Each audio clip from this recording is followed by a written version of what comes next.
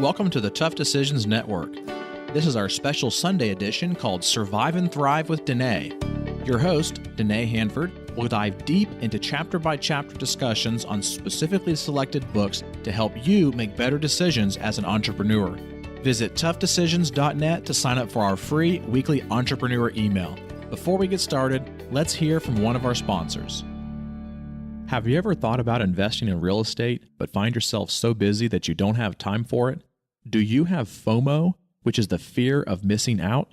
At HandfordCapital.com, we help investors with passive real estate investments that project better returns than traditional investment vehicles such as the stock market. If you'd like to find out more about our passive real estate investments, visit HandfordCapital.com. That's HANDFORD capital.com. We will jump on a call with you to discuss your investment goals and to see if our investments are a good fit for you. This advertisement is not to be construed as an offer or recommendation to buy or sell a security. Visit HandfordCapital.com. Welcome to the Sunday edition of the Tough Decisions podcast. This is your host, Dennae, and this is Survive and Thrive with Dennae, and we have been spending the last few Sundays talking through the main ideas of a book called Talk Like TED, The 9 Public Speaking Secrets of the World's Top Minds. It's written by Carmine Gallo, and what he's done is taken the TED Talks, which are now very well known for the people who have gone there and spent their 17 or 18 minutes making very profound talks on topics that they are well versed in and educated on and are passionate about. And what he's done is taken those talks and broken them down and identified the characteristics of those talks that make them so powerful. And then he's distilled those and put them into this book, Talk Like TED. And we've spent the last 3 Sundays talking about the first of those characteristics. And I just want to kind of review so you know the structure and the setup and where we're going. So Talk Like TED, he's divided into 3 parts. And the most engaging presentations he has identified are emotional, they're novel, and they're memorable. And the first 3 chapters that we discussed were on that emotional characteristic, and he talked about how the speakers were all passionate on their topic. He talked about how the speakers all used storytelling to make a point and to get the audience literally on the same brain wavelength as the speaker and communicate with them that way. And then he also talked about the best speakers. It wasn't like they were giving a public speaking talk, it was more like they were having a conversation, and we talked about gesturing and being able to relax while on stage and being comfortable and really build that rapport with your audience. So that was the first 3 characteristics of those powerful Talk Like TED conversations. Now we're going into the second section of the book where I had identified earlier that these Talk Like TED presentations are novel and they teach us something new. And so he's also going to point out 3 more specific aspects of that novelty so that we have a way of implementing that in our own talks. Now, before I jump in, I do want to say I'm a little bit under the weather today, so I'm going to do my best to not cough and sneeze my way through this, but please do. If I sound a little bit funny, that's why. I'm just fighting a little something, not bad enough to make me lie in bed all day, but bad enough to make me sound a little funny. But we're going to work through this 4th characteristic, which is people want to know and they want to learn and they want something new. And so I'm actually going to start at the end of the chapter because I think the end of the chapter best summarizes the main idea. And then we're going to go back and talk specifically about just a couple of things and how you can implement that in your day-to-day presentations at work. If you're an entrepreneur or business owner, you're constantly having to present ideas, new ideas to staff and leadership, so you can implement them there. And then you can also implement even these ideas in your conversations, because as we've mentioned before, the ability to communicate well is essential to leading anyone, and that includes your own family. So while you may not do these things formally in a discussion with your family, the principles are still there. And when we're talking with our children and we're trying to lead our children, these same principles of effective communication still apply. The Teach Me Something New, chapter 4, Gallo says these presentations reveal information that's completely new to your audience, is packaged differently, or offers a fresh and novel way to solve an old problem. So it doesn't have to be all completely new information. It could be things that the audience already knows, or if they sat and thought about, they would be able to figure out themselves. But it's packaged differently, it's communicated differently, or it could be a new way to solve an old problem. So people may be well aware of a problem that's existed for a long time, but you may have a different way of solving that problem or a different way of looking at that problem. And so that's what he means by new. These presentations reveal information that is completely new. It could be completely new to the audience.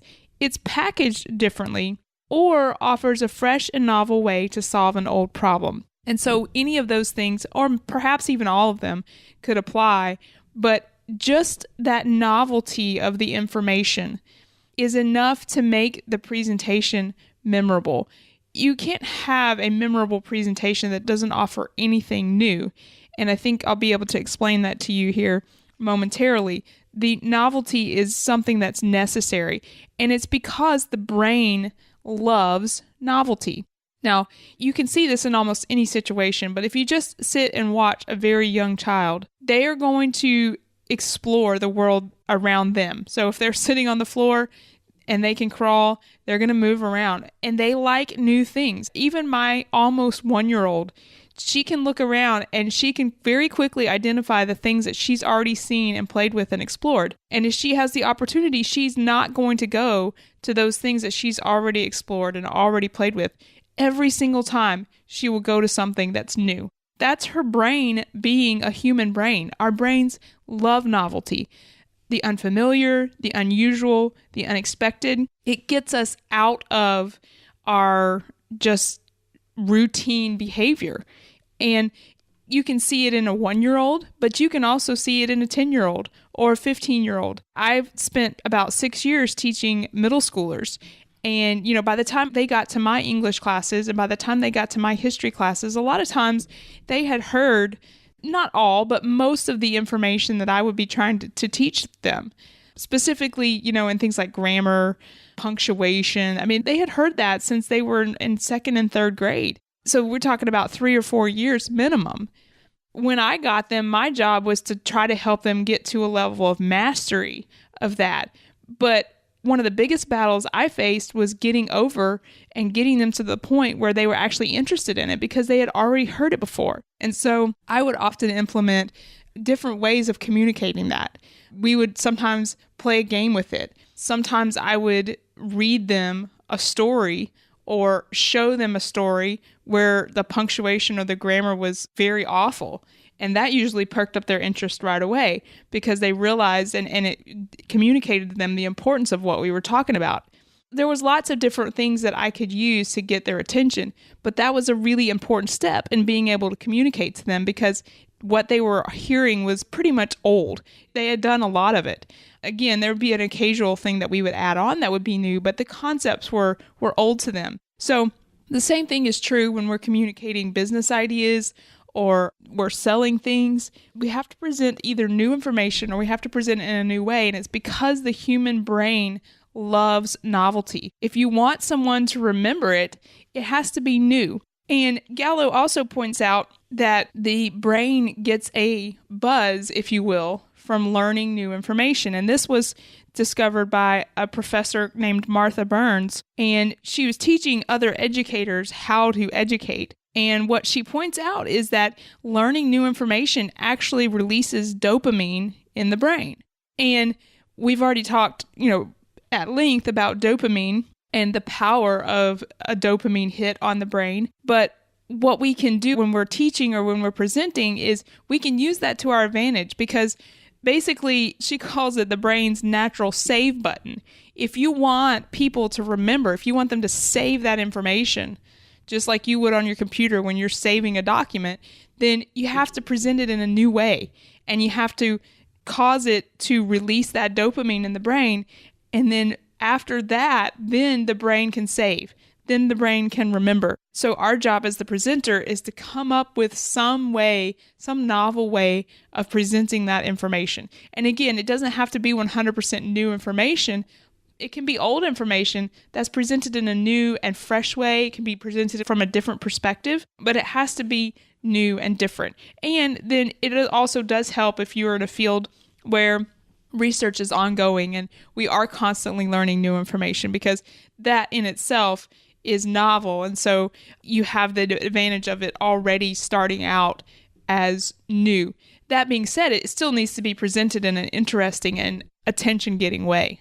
One thing to keep in mind about how the brain processes new information is that our brain essentially needs to see the big picture before it sees the details in order to know how to assimilate and process those details. And so one of the suggestions that Gallo gives is what he calls the Twitter-friendly headline. Essentially, if you cannot summarize the main idea of your presentation or your talk in 140 characters or less, then Gallo says you haven't thought long enough and studied long enough on your topic to really understand what you're communicating. And so we all are familiar with the social media platform of Twitter, and each tweet allows you 140 characters. And Gallo says the best presentations are ones whose main ideas can be summarized in 140 characters or less. If you can't do that, you need to keep working on your message, because the discipline that is required to hone that message and really get down to the meat of the message brings clarity to your presentation. And it will help your audience be able to recall what you've told them because you were so clear on the one big idea you were trying to reach them with. Now, the easiest way for me to think about this is, with writing, because I have done more writing than I've done public speaking, although I've done a fair share of public speaking, I guess, especially if you were to include, just teaching on a day-to-day basis. But I've done more formal writing than public speaking because I had to write a lot in college.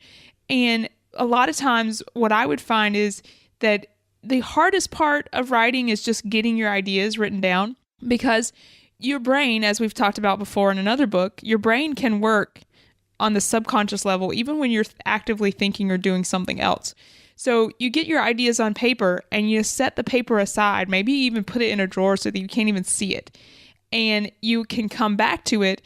And it's amazing that just by writing it down and putting it aside and then coming back and reading and thinking, then you're able to really clarify and get down to what the main ideas are. And when you come back and read it again, you're like, what was I thinking? I don't really mean that. And you can cross out and you can replace words. A lot of times I would find that my second edition or my second version of that would be much shorter than the first version, but it would be much more powerful and to the point, because I would, in those interim days or hours or whatever it was, then I would have a lot of time to really think and mull over those things and get to the main idea. And what you also learn in communication and in writing is that if you're talking about a lot of extraneous things, then it's not that you're giving them extra value and extra information.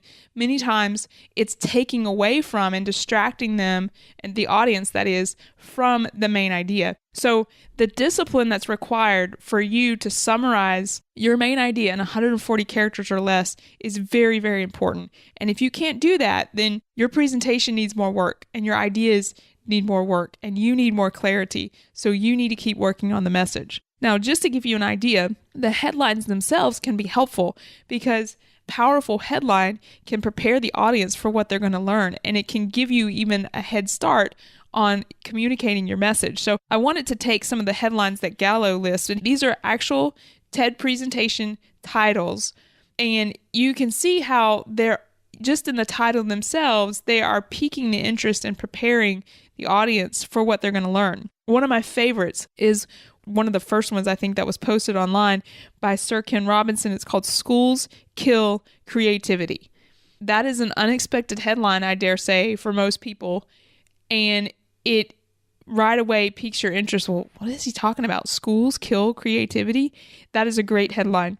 Another one by Simon Sinek is How Great Leaders Inspire Action. That's the main idea, and it prepares the audience for what they're going to learn. Another one, the surprising science of happiness. I would dare say that most of us don't really think there's much science about happiness. Happiness is a feeling. It's a touchy-feely concept, not scientific. But this particular TED speaker, Dan Gilbert, the title was The Surprising Science of Happiness. And again, I haven't heard that particular one, but right away, I'm interested. I want to know what the science behind happiness is. Richard St. John, The 8 Secrets of Success. And then another really good one, I think, Steve Jobs, and I haven't listened to this one, so I don't know what the presentation itself is, but I love the headline, Steve Jobs, How to Live Before You Die. And so the Twitter headline is important for a couple of reasons.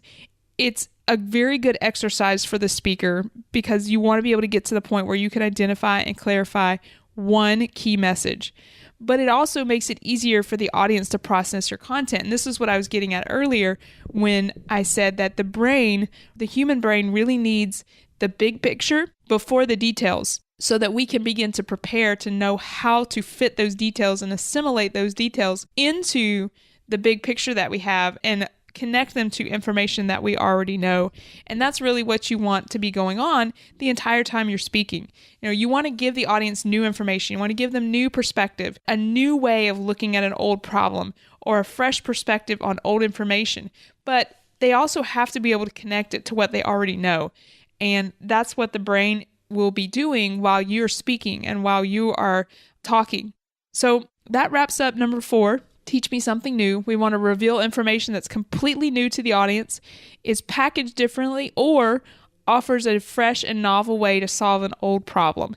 And that will make our presentations memorable. It will cause the brain to save that information in a way that it can recall and use the information later. And that's what we're going for. That's why we communicate, not for our own pleasure and not to make us feel good about ourselves, but so that we can teach and we have people that can learn and can use the information that we're sharing.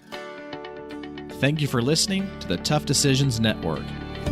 Be sure to visit toughdecisions.net to gain access to show notes for this episode and to join our free weekly entrepreneur email where we will send you news about the latest technology for your business, inspiring quotes, and the latest books for entrepreneurs.